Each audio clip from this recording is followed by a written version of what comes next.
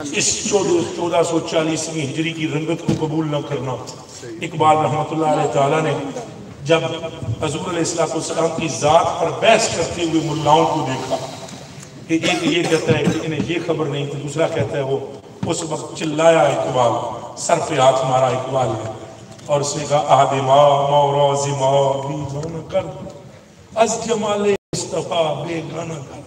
उन्होंने कहा इस वक्त भी हमने देखना था, ये वक्त भी आना था कि जिस जात को हमने अंधे धुंध मानना था उसी जात के कद को हमने नापना शुरू कर दिया, उसी जात के इल्म को नापना शुरू कर दिया, उसी जात पर बहस शुरू कर दी।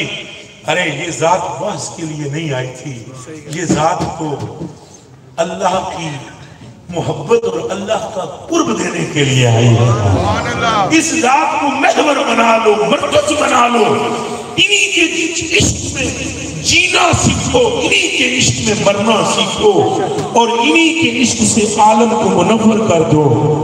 अगर इनका इश्क तुम्हारे सीने में आया तो मिट्टी से भी दूर निकलना शुरू हो जाएगा, और अगर इनकी मोहब्बत तुम्हारे दिल से निकल गई तो नूर में भी मिट्टी पैदा हो जाएगी। अल्लाह